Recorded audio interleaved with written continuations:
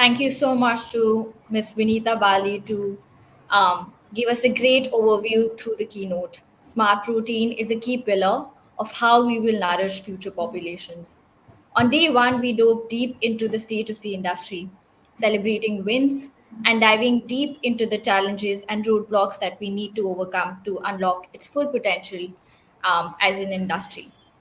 D2 centered around laying the roadmap for the future, building bridges between the industry and the academia, unleashing the potential of India's talent, bioengineering capacity and indigenous crops, and enhancing transparency and communication to ease regulations for smart protein products. Our panelists provided actionable insights and clearly laid down priorities for a mission for smart protein. I'd also take a moment to thank the key and title sponsors. The attendees have a great opportunity to network with them to realize their smart routine dreams. So feel free to visit them at their individual booths to move some of these conversations forward. Without further ado, I'd like to move on to the panel. In this panel, we will focus on why a just protein transition is necessary to protect our planet and our future generations. I'll start off with the introductions. We have Kabir, who is the Director of International Expansion at Nature's Fynd. Previously, he was a strategy consultant in emerging markets focused on scaling energy access and quality through low carbon solutions and an advisor at the India Climate Collaborative. We have Dr. Lieberg. He's a senior advisor at the United Nations and former country director of UN agencies and other multilateral organizations, and has also worked as a senior government advisor. His work includes the development and implementation of national and regional development strategies, economic investment projects, and social equality policies. We have Dr. Dasgupta. He's a senior VP at Reliance Industries, where he heads the biology or biotech R&D. He has spent over 30 years in biotechnology research in various key leadership roles. He's contributed to the discovery of various biotech traits, the outreach and regulatory policy of biotech traits in India, and led many breakthrough global agriculture biotechnology programs.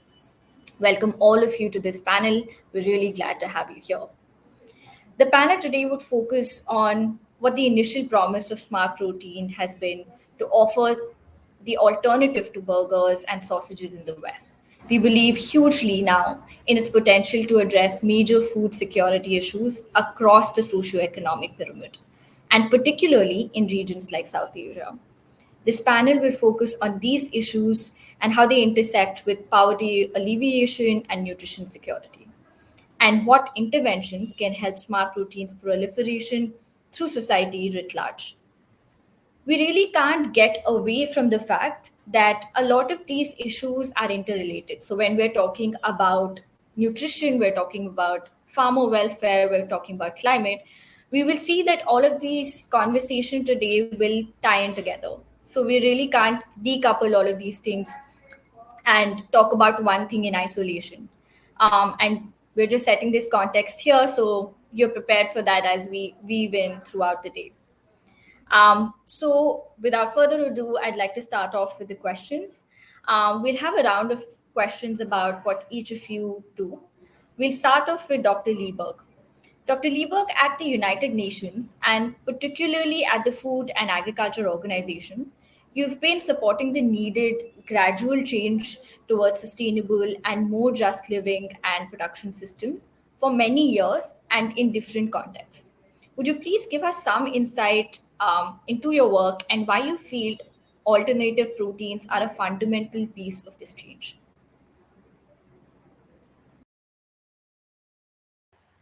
Thank you. Thank you very much for having me, Sadvika, and hello also to my colleagues from the panel.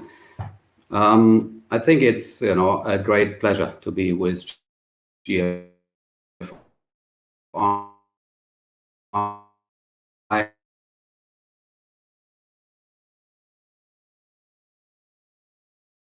And I think it's a great opportunity for me to be here. Now, to your question regarding my major activities within the United Nations and beyond that. So to cut it short, because I know that we have 4 minutes around that to answer each question. Basically, what the United Nations are created for is to raise standard of living of the people, and especially the so-called special agencies such as FAO, who has the mandate for agricultural development and food creation, is obviously to increase the standard of living of the rural setting, of the rural communities. So that's what is my work, generically speaking. Now, in concrete terms, we're talking about farming systems, farming systems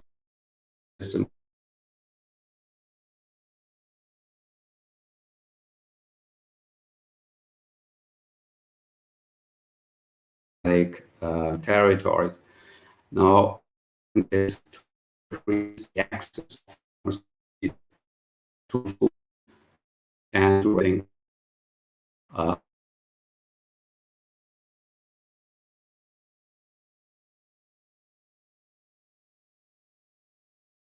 very important. I've been trying over many years is to strengthen the position of women in the rural setting.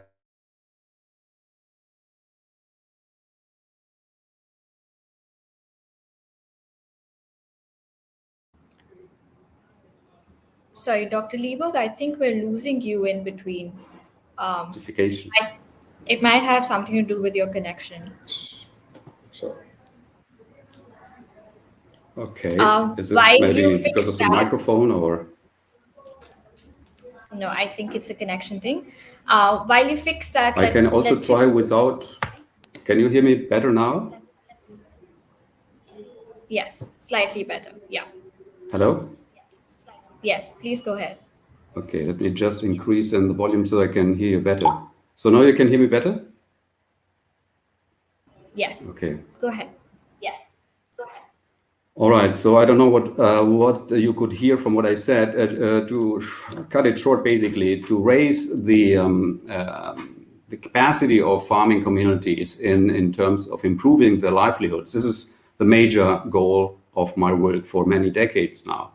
And in particular, obviously, raising the yield of farmers and also protecting natural resources together with, the social setting, which has to be just and has to be equal in terms of gender priority.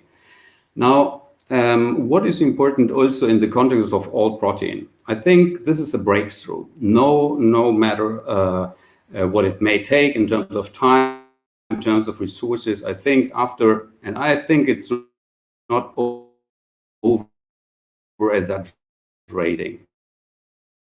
After the week,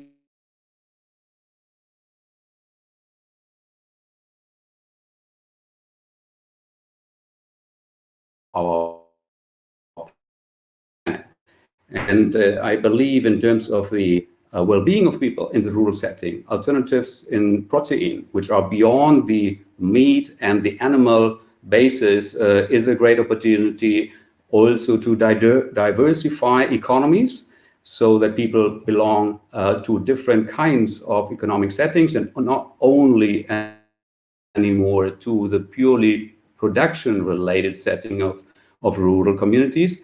And this is a great opportunity, and I think we will later on see what risks are involved as well, because important is to see what kind of education, for instance, the vast majority of rural people have, and to what extent can we integrate them into a new economic setting. I think this is a fundamental and key point we have to bear in mind, especially, for instance, in India. We know that we have almost 50% of this large population, which is basically related directly to the agricultural setting in terms of production. So, and worldwide, we know, that the vast majority of poor people are from the rural setting. Obviously, the urban poor are increasing dramatically, but the rural poor, absolutely speaking, is the vast majority of the poor people on this little planet. And most of people, if not 80% or 90% of these people, relate and belong to the agricultural production setting. So I think this is a socioeconomic, let's say, element, which I think we should obviously reply to any question in this context as well. Over to you. Thank you very much. Thank you so much. And I think you can switch off your camera also. It might stabilize your connection. Moving on to Kabir. Kabir, at Nature's Find, you're creating nutritious foods from a fascinating source of protein, nutritional fungi. Would you please tell us a little bit about your personal background, the product itself, and what drew you to lead Nature's Find's international expansion? Sure. Thanks, Africa, and thanks for having me on this panel. I think so. I'm going to wear two hats in this conversation. I think the first is, on a more personal note, I come from very much from a development background, and then I think the other hat is obviously the role that I play at Nature's Find. I think personally, I've always been, as Dr. Lieberg mentioned, interested in improving standards of living across the world. I did a lot of work in rural India when I was in college, which really exposed me to how many people in our country live, and that's without access to many of the basic amenities we take for granted, and dependent on agriculture that's increasingly precarious in the face of climate change. And so that's what pushed me to work in the development sector. That's what pushed me to help scale renewable energy technologies in developing countries and really understand from a development perspective that people need a lot more than that. And that, when you overlay climate change on top of all of that, any kind of development work that you do in isolation is inherently precarious. And it's interlinked to a much broader set of problems that people face in terms of nutrition, livelihoods, and so on. For me, that's what also drew me to Nature's Find. I think when I connected with the team there, it was immediately apparent to me how important this work is and the potential of this technology and this microbe and the food that we can create from it. So for those who are new in the audience to Nature's Find, we basically create a protein that we call Fynd protein out of a microbe that we discovered, and through a fermentation process that we developed, which allows us to create protein in a very short turnaround time, in a matter of days, using just a fraction of the resources required to create both animal and plant-based protein. And we do it using our microbe, using simple commodities that are easily available anywhere in the world, essentially any carbon source, but take simple sugars, for example. And we can do this in rain, in sunlight, anywhere in the world, 24/7. And this to me is something that's incredibly transformative, because it allows us to have decentralized production all over the world in a way that's not really vulnerable to supply shocks in the way that traditional protein is. And using Phi, we can create a range of meat and dairy analogs. Essentially, the protein that we create, it's 50% protein, and it has all the essential amino acids in high amounts. It has fiber, and it has that filamentous texture which we recognize very easily in meat, but it also has the emulsifying properties that allow it to translate to dairy products. So we can create a range of products which apply across cuisines across the world as well. So that's kind of in a very short summary, where I started and what brought me here. And I think the reason I really was drawn towards international expansion is I think that there's a really strong role that transformative technologies have to play, and it's important for people to take them to new markets and do it in a way that actually fits in with the cultural ethos, with the local economy, with the structures that exist right now as well. And Asia is particularly important for me because it's going to account for the bulk of new protein demand over the next 20 to 30 years, but it's also going to suffer the biggest impact of climate change in terms of drought, in terms of land desertification, and many pre-existing challenges such as fragmented land holdings. So we're going to have to globally feed 9 billion people with a lot less resources. So yeah, back to you, Satvika. Thanks so much for highlighting that, Kabir. I think that gives us a good perspective of your motivation to be in this sector and how, what's the potential that you see in this sector in your position as well. Going forward to Dr. Dasgupta, Reliance Industries is one of the largest conglomerates with interests from energy to telecommunications to textiles. Your work in microalgae for biofuels has led to major potential in the smart protein sector. Could you tell us a little bit more about the Reliance Industries' ambitions in this area and why it excites you? Yeah, thank you, Sadvika. I mean, my pleasure to be here. And before I start, if by any chance you can't hear me or if there is any issue, please let me know so that I can quickly change to other internet sources. And thank you again that you helped me to start with the biofuel. That is something I'm very passionate about. And with Reliance's societal and national aspirations, we have always strived to do business in a sustainable way, and try to do it well by doing good for the society and for the environment. And with this thought, we started our algae to oil program to present an alternate to fossil fuel, and as one of the most sustainable ways to generate energy.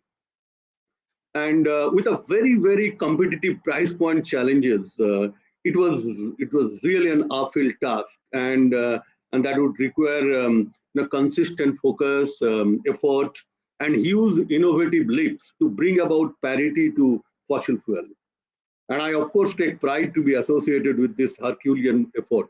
And in the process, what had happened that we have established world best microalgae technology platform here in India at Reliance, with an integrated algae to oil facility supported by algae biology, robust cultivation outdoor, and harvesting.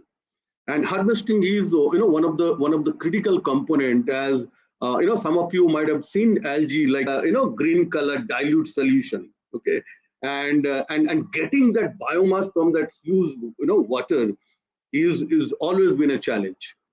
And then of course the most efficient biomass conversion into oil using our proprietary technology called catalyst driven hydrothermal liquefaction, what convert biomass into oil in a matter of minutes.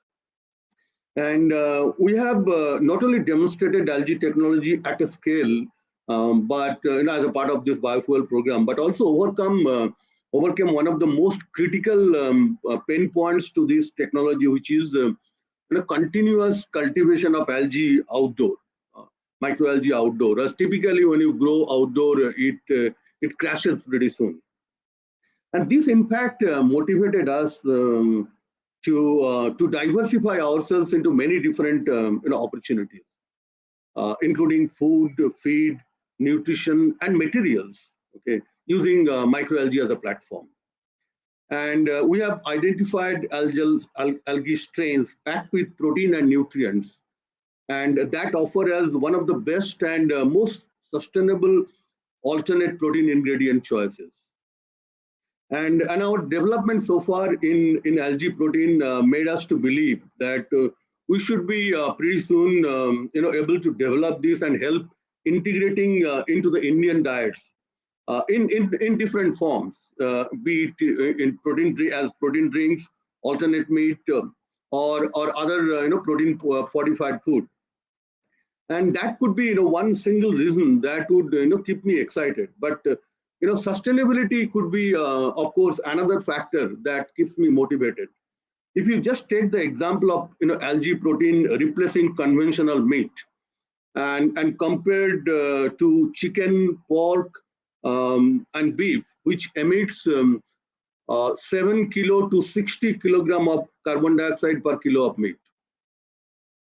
But interestingly, 1 kilogram of algae protein production consumes 1.5, 1.8 kilogram of CO2. It consumes, it doesn't emit.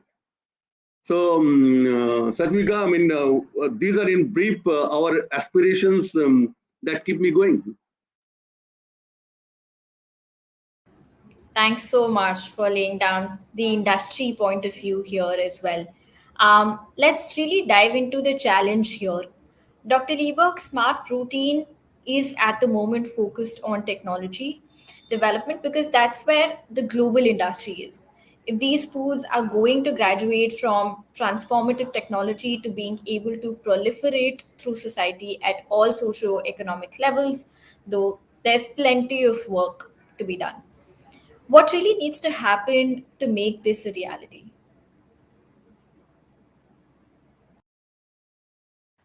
Right. Thank you very much, Sadvika. Can you hear me now well before I start speaking? I think there's it's a video thing, so maybe your bandwidth would improve if you switch off the video. Okay. Yes, Right. much Is better. it better now? Yes, Okay. Thank yes. you very much. So, yes, well, there's a lot to do, obviously. I think the most fundamental element is to create medium to long-term stability in the science sector. That means technology has to become mature, has to be tested, and has to go through, let's say, a iterative process of acceptance in the wider society. And this is achievable via a serious, let's say, work in terms of food safety in particular.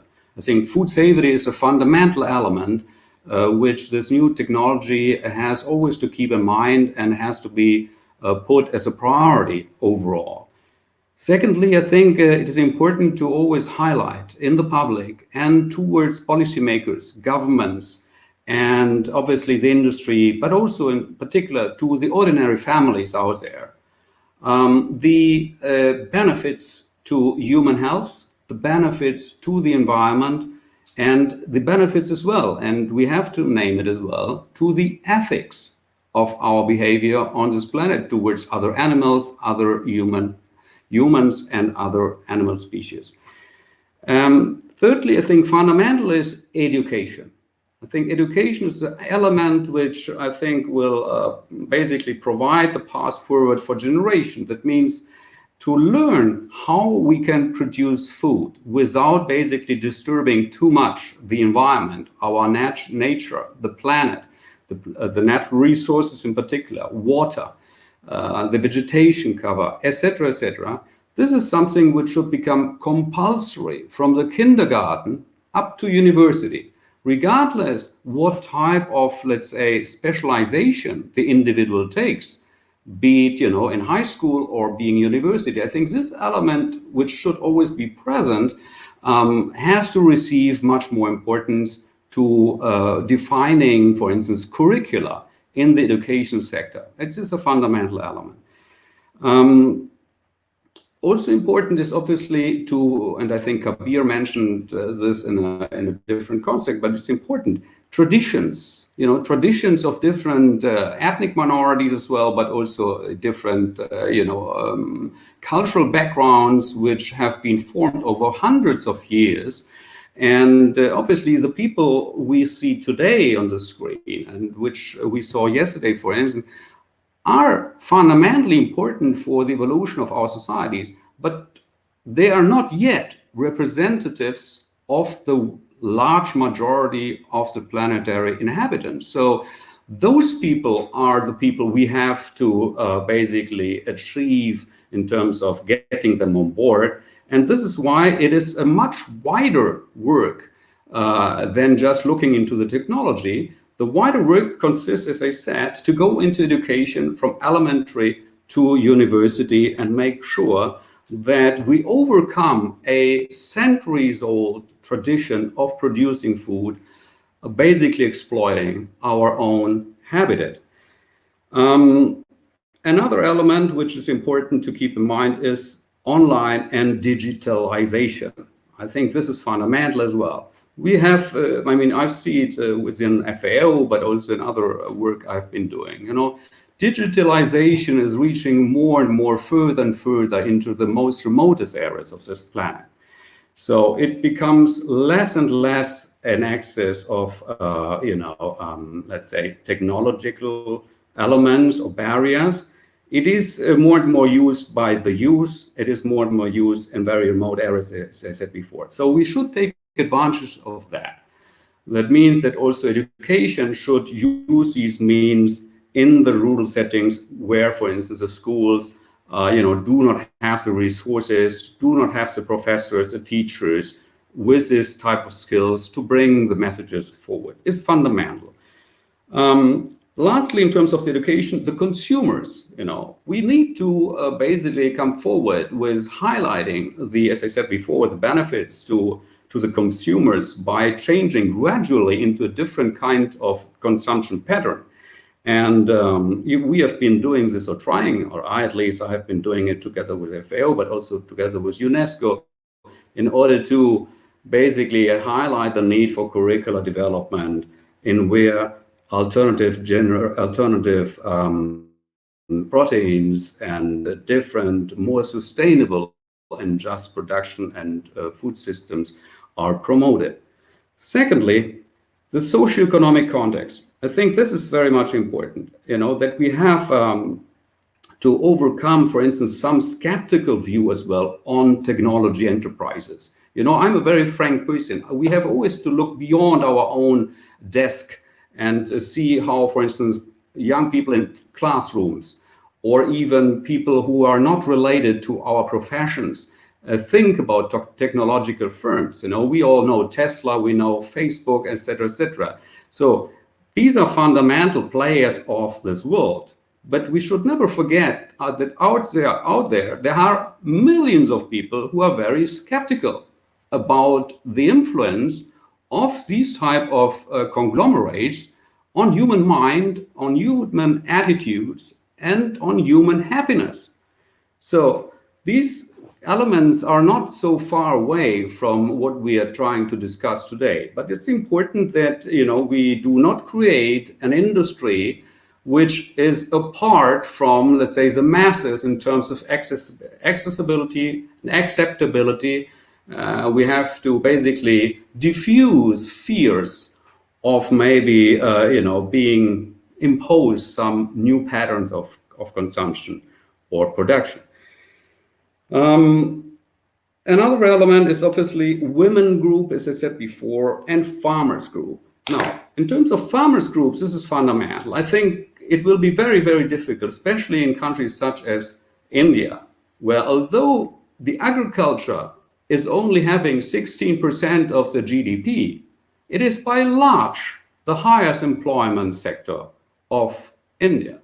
So we will not have in the next 10 years a dramatic shift, away from traditional agriculture, but we will see, here and there transitions also in the terms of the rural setting, in terms of changing farming systems, farming patterns, etc., etc. So this is a fundamental element. How can we make sure that in parallel to the technology development, which are fundamentally important and positive for the environment and for the natural, let's say, resources of our planet, of our own future, we can in parallel ensure that millions, hundreds of millions of small farmers, rural workers are not left behind and are not, maybe joining the urban poor, which is a disaster in itself already on this planet in many countries of the world. So this is obviously a very complicated dimension of the whole discussion, but I think sooner or later this is going to become crucial, I think, for the way forward on this. Let me just mention very briefly a couple of other elements. One is the economic and financial viability. I think the economic and financial viability is fundamental. Obviously, in the first years or maybe 10 years, there will be a need of subsidization in one form or the other, directly or indirectly by governments and through other means such as financial institutions. But I think, in the medium term, it is fundamental that the new technologies must have a break-even point, which is extremely viable. That is fundamentally important. And therefore, I think an extrapolation and increase in terms of the production quantity is fundamental also to guarantee the survival of many startups, which today are enthusiastically going into the sector, but we need to give them the possibility to basically have a long-term future. And this is fundamentally important. And therefore, economic and financial viability of these enterprises have to be on the plate of policymakers in particular, wherever in whatever countries we are working on this. Yeah, let me just finish.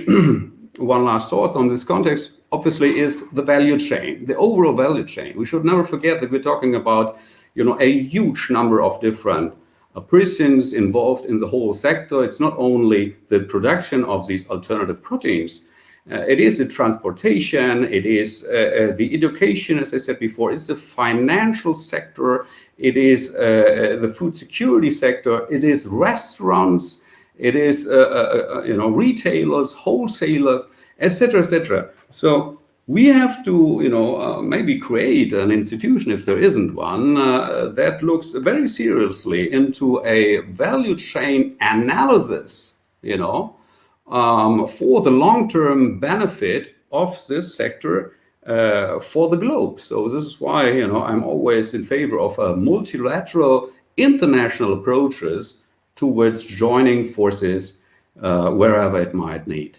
Thank you very much.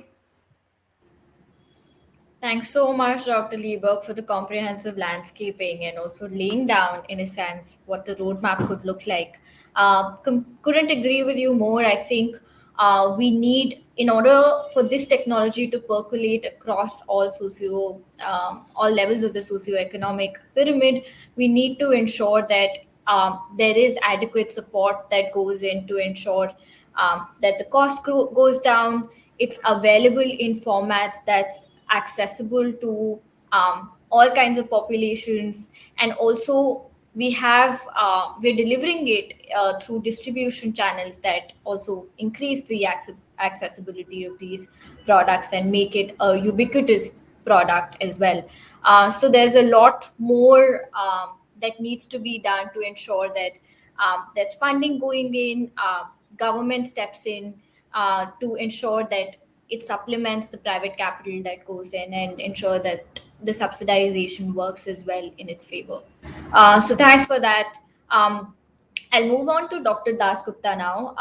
Dr. Dasgupta, if you could just tell us more about the areas of opportunity within microalgae specifically, as an example of what's possible with smart protein inputs. Yeah, thanks, Sadvika, again. And maybe I'll touch upon very briefly. So, see, algae has conventionally been a part of the East Asian diet, as you know, and has been taken in various forms, mostly in its macroalgal counterpart. And further, if you see in the recent past, spirulina has been positioned globally as a holistic nutrition packed superfood, widely being accepted currently. And algae biomass have not only been identified with power packed major nutrients such as protein and fibers, but also very interestingly has several therapeutic properties, and that have been identified within algae.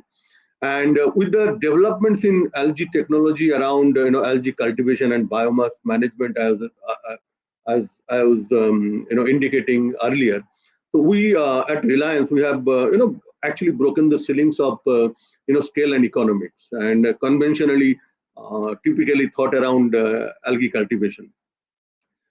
Interestingly, different algae, different strains of algae.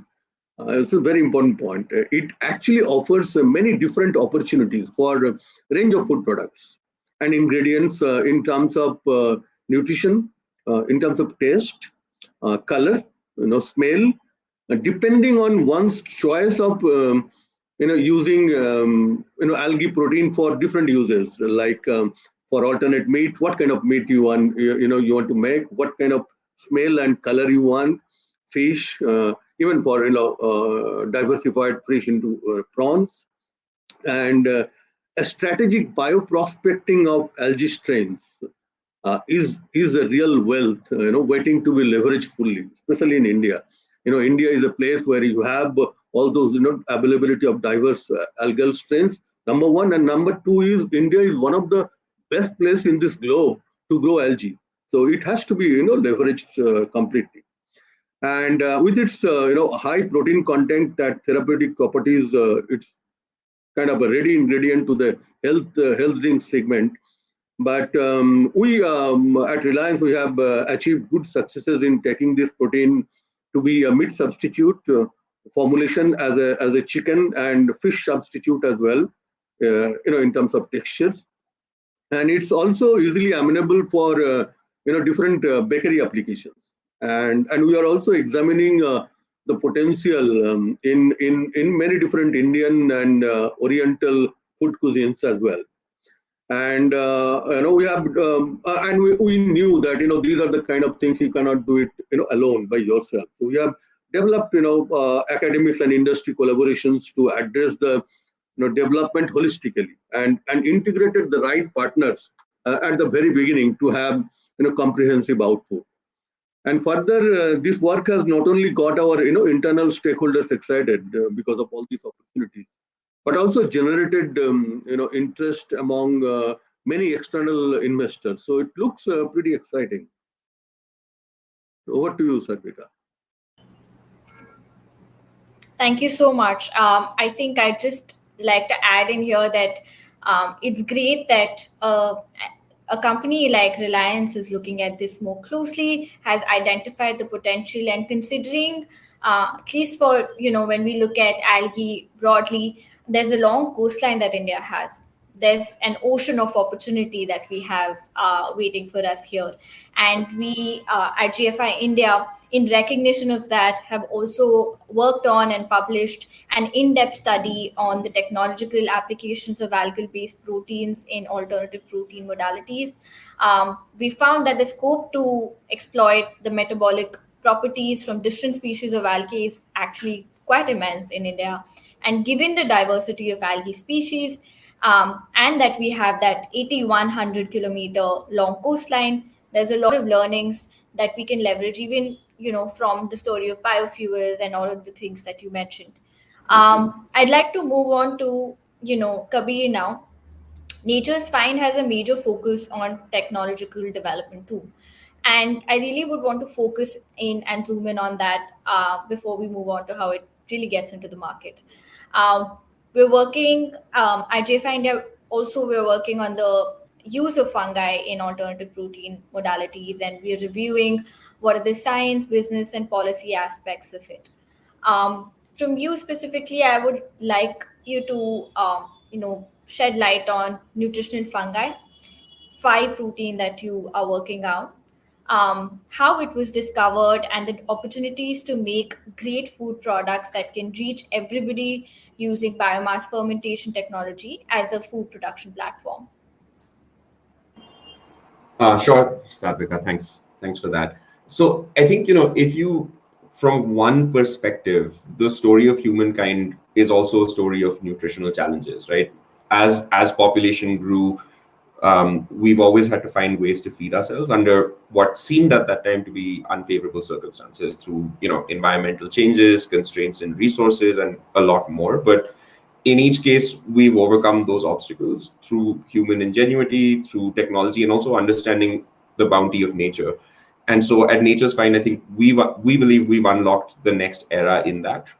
And our secret is essentially the microorganism I was telling you about earlier. And the way we found it was really interesting. Our founding team was a group of explorers, scientists, and optimists, and they were researching extreme life for NASA at Yellowstone National Park. And that's where they discovered this naturally occurring microorganism. And it belongs to the fungi kingdom. It's the same kingdom as edible mushrooms, but it's incredibly resourceful. And so what our team did was they retrieved a small sample, and because of the organism's capacity for reproduction, we'll never have to go back for more as we make phi from that. And then it became a question of how do you really leverage a microbe like this? And so we developed a simple fermentation process, which is incredibly elegant, to really harness it and allow it to scale in a very, very modular way. So, when you think about fermentation, typically you think about these, the image that a lot of people have, at least I used to have, was, these 20,000, 30,000 liter vats. or bioreactors. And we actually don't require that because our process allows us to do it in simple trays in controlled chambers. And so, we think that this is something that's incredibly scalable. And our food ingredient phi is at the same time delicious, nutritious, and sustainable. And I'll go into each of those pieces, but we can do sweet and savory foods. We can do breakfast, dinner. Currently in the US, we've launched our breakfast patties and our cream cheese, but we have used it to make many, many other products across the spectrum, ranging from ingredients to desserts to Indian dishes to Chinese dishes. We can do it all. And it's incredibly nutritious. It has all 9 essential amino acids, vitamins, mineral, fiber. It's very, very rich in fiber, in fact. And it's also vegan and certified non-GMO. And then I think it really comes down to sustainability after that, right? Our production process withstands environmental and climate-related pressures. And, since greenhouse gases and water and land use are a big challenge in India, we use roughly, if you compare it with beef, which is one end of the spectrum, we use 99% less greenhouse gases, 99% land, and 87% less water. So that's it's a tremendous step change. So I think that's what really makes it versatile and relevant to the world. But coming to India and to touching upon some of the points that Dr. Lieberg and Dr. Dasgupta brought up, I completely agree with Dr. Lieberg, which is when he says that agriculture contributes 16% of our GDP, but employs almost 50% of our population, and a large part of that comes from small scale agriculture, underemployment, but also a focus on producing commodities. And we're at a point where in India, but also in many other parts of the world, we're facing a glut of commodities where there's limited value addition and there's limited nutritional benefits beyond a point. And this is where I think the world of fungi and fermentation derived protein really comes into play, because there's very little out there that's as incredibly efficient at creating protein out of essentially commodities and creating value addition. So if you think about where this could go in the future for a country like India, it may allow us, and this has always been a focus of the government of India as well, which is how do we move towards value addition and creating more value-added products. And when you actually link that to where we are as a country as well in terms of nutritional outcomes, where we are one of the most protein deficient countries in the world, if you look at the average protein intake of an Indian consumer. And so I think there's a really, really interesting interplay between these two. And I think to do that, you need technology that can scale, that's modular, that's extremely resilient, particularly, as we're feeling more and more effects of climate change here in India. We're having more extreme weather events. We're facing reductions in arable land, and we're facing regular droughts. And so you need something that's resilient, which can allow stability, both in terms of economic outcomes for farmers and producers, but also in terms of consumers. Because if you look at protein prices in India, particularly over the last few years, there's actually a lot of inflation, and that's across, it's not just limited to, chicken or mutton, but it's actually across, meat, fish, eggs, milk, dahi, paneer. There's been large scale inflation. And so you want to essentially have that stability, and you need foods that can really fit into people's customs and diets. And I think that's where fermentation derived protein is incredibly high potential. And that's where I think we at Nature's Fynd have unlocked something that can really, really be transformative the world over. Thanks so much for that. I think, I want to go back to Dr. Dasgupta for the next question, because you mentioned a very interesting point about ensuring that there's scalability, ensuring that business models are can adapt to different contexts, and of course, this adaptation is crucial when we're talking about emerging economies, when we're talking about getting to the last mile. Dr. Dasgupta, similar to nature's fine nutritional fungi, which is Phi, microalgae could also lend itself to interesting business models with the possibility of supporting farmers and rural economies as well.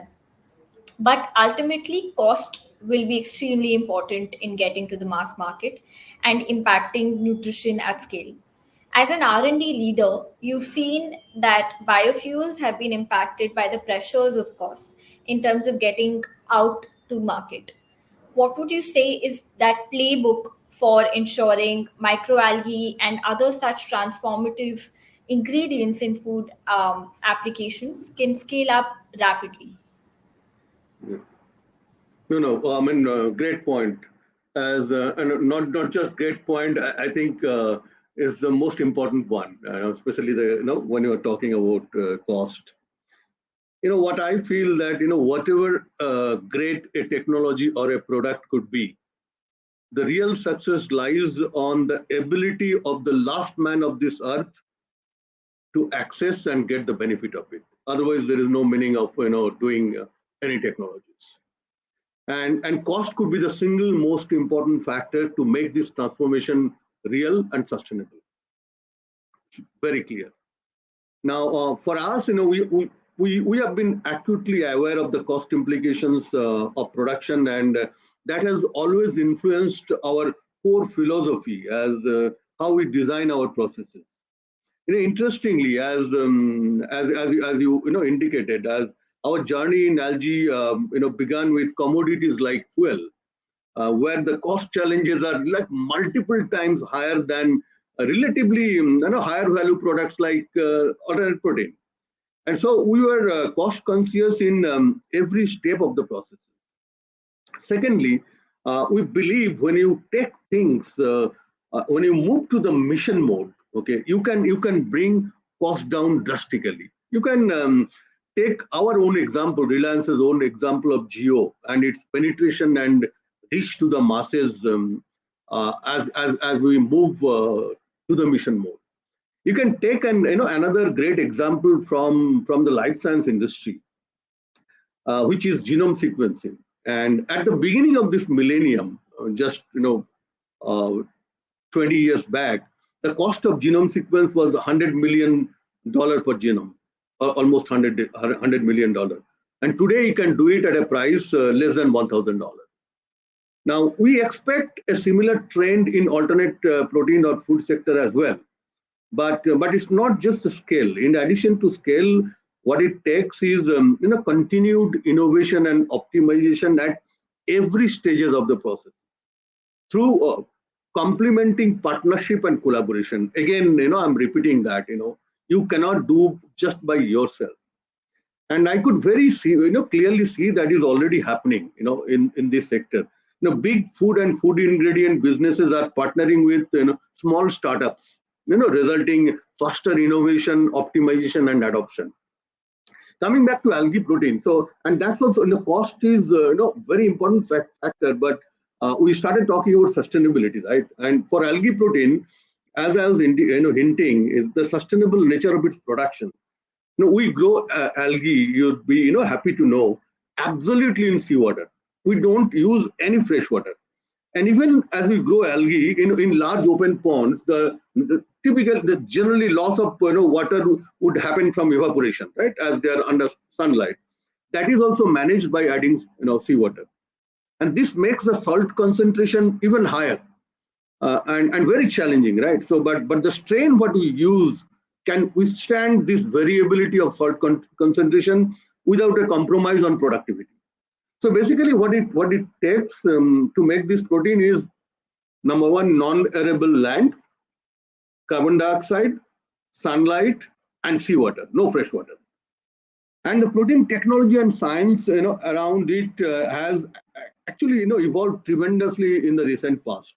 Many of you are aware, and we have witnessed, the way soy and recently pea is offering, various applications and wider uses, including, fungus, what Kabir is offering.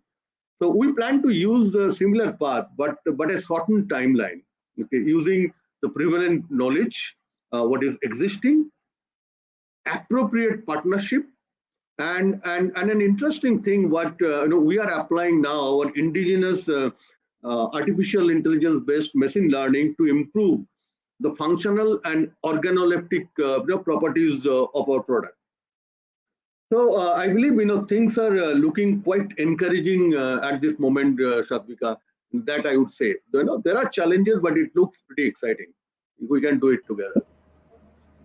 Thanks so much, Dr. Dasgupta. I have a very quick, short follow-up for you. Based on what you said, you mentioned soy as one of the examples, and right now we see that food systems are really dominated by crops like soy, like corn, and that's mostly because of the fact that it's used as animal feed. The cost becomes extremely low. It's become widely accessible. And now that we're talking about alternative proteins and it's entering the market, and it's really giving us that opportunity to diversify our protein sources to ingredients like fungi and algae, microalgae. So knowing this, that this is possible, this journey is possible, how does that really impact your ambition to scale as a company? No, compared to, I didn't get your last point. Compared to soy, the fact that soy right now has had this journey of being accessible. Got it. No. See, as I was telling, at the beginning and at the backstage, and again here, is see, typically these games are going to be a complementing game, not a competing game, and every product would bring its own value. I don't want to tell that soybean is not the right thing, but soybean has its own issues. Okay, it's cheaper, but it's in terms of allergenicity to certain people, in terms of certain essential amino acids. So I'm not going into that detail. What I'm saying is, when other alternate protein, in the form of sustainable protein like algae or maybe fungus is coming, it's all going to complement with each other and make their own way. But having said that, I'll again tell that cost is continue to be a very important factor. If you cannot you can complement, but you have to compete also a little bit. If you cannot compete with soy protein absolutely, then it will be difficult. So but I guess it ultimately to be complementation. Thanks so much for that insight. Dr. Lieberg, let's move to you now. We're talking about, and Dr. Dasgupta also mentioned that we need to go into a mission mode. But many things can get into the way here. We're having this conversation against this major backdrop of COP26, the world's most important climate change conference. And this year was also the first UN Food System Summit. From your long career at the United Nations and advising governments, should we be optimistic here? What do you believe are our chances of getting governments, industry, academia, everybody to go into mission mode and make smart protein the climate and nutrition solution that it should be? Can you hear me, or shall I maybe switch off the camera again? I think it might just be better if you switch it off. Okay, thank you very much. Yes, I think we have to remain optimistic, and this summit shows how many people from a great nation such as India is extremely optimistic about their ways to operate and their businesses and so forth and so on. And there are a huge young generation on this planet, which is looking forward to a different kind of future. A kind of future which is respectful to nature and which is basically looking into sustainability in a just society on this planet. So I think there is optimistic view which is absolutely necessary. Now, obviously, we have to be realistic as well at the same time. I believe what is important is that the governments are led by the nations, by the populations. And private business has, in the last 50 years especially, nationwide, always been able to influence government decisions in terms of when and where it was possible to produce benefits long-term to populations. Just looking back to agriculture, I mean, when you had scientific innovations like in the 1970s of, the different scientific ways to produce fertilizers, you had the seed revolution, you had the mechanization of agriculture, etc., etc. And now, you have digitalization, you have surveillance drones in agriculture, etc., etc. And you have, for many years now, the so-called integrated pest management. All these were, elements of revolution within the agricultural sector. So technological developments which basically persisted over decades now, and I see very similar with, especially with plant-based animal alternatives, animal meat alternatives, but also in particular with cultured meat and other animal products, and last but not least with precision biology or precision fermentation. I think these are fundamental steps for humanity, but I say that we have to be realistic as well. As my colleagues also said several times, the economic benefits need to be there, and at the same time we have to make 100% sure that we do not leave millions of people out in case, we're talking about farming communities. I repeat it, and I have to repeat it more and more, and we should never forget it. I do not want to be, let's say, too cautious, but I think we have to avoid maybe creating a sort of two ways nutritional systems. One way is this modern type of nutritional systems, which goes into, elements such as precision biology, precision agriculture, etc., goes into cultured meat products. But on the other hand side, many people will not, at the beginning at least, not be able to follow economically because they don't have the purchasing power to do that. And they might also remain skeptical because they do not have the cultural background, the educational background to understand the value of this totally different way to feed yourself and your families. I think these are elements which are very often not mentioned and overlooked, but we have to take them extremely serious. This is fundamentally important. And as I said, we have to see how can we get employment, how can we get income generation activities to hundreds of millions of farming families. No, I'm not talking about just India. I'm talking about the whole planet, basically. Even in so-called developed nations such as Germany, where I'm sitting right now, this would be a revolution here as well. And politicians and the society will ask themselves, what should all these, cattle farmers in Germany, the milk industry, etc. What should these people do in terms of their income and employment? So it's fundamental, it's a holistic approach. So this is why I really, would like to promote and encourage all people of the sector to go out and speak also with neighboring sectors, such as education, such as non-agriculture, non-food industries, to verify where can we educate people who have been for hundreds of years, maybe family-wise, linked to the farming sector. How can we get them into maybe alternative income and employment generation activities?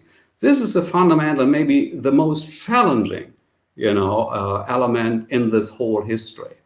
But again, I'm a very optimistic person, and despite being in the United States now over 35 years, I still believe in unilateralism. And I still believe, that nations such as India, and many other nations who have vibrant, innovative, technology-driven future sectors, that they can influence their governments, and they should become also within the United Nations a driving force of change. This is important. So private sector has to go hand in hand with multilateral governmental endeavors and forces have to be joined in order to make this evolution a successful one without leaving anybody behind.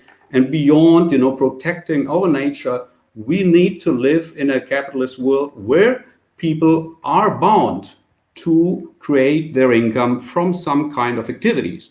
And this we have to be very realistic about. How can we do this, in parallel to developing this technology? Thank you very much. Thanks so much for that insight, Dr. Lieberg. I think our takeaway that's been a common theme across is that we need to have inclusion as a key factor in when we're looking at the sector and the kind of how we deliver this innovation to the masses. We need to ensure that it's hand in hand, and we have collaboration across private and public stakeholders, and we're ensuring that it's in formats, it's in at costs that are accessible, and of course it has the right amount of nutrition. On that note, I'd like to close this session. It was great having all of you on the panel. The audience, I'm sure, benefited from a collective wisdom, and thank you so much for the insights and your perspectives. Thanks a lot. Thank you. Thank you. Thank you. Bye-bye.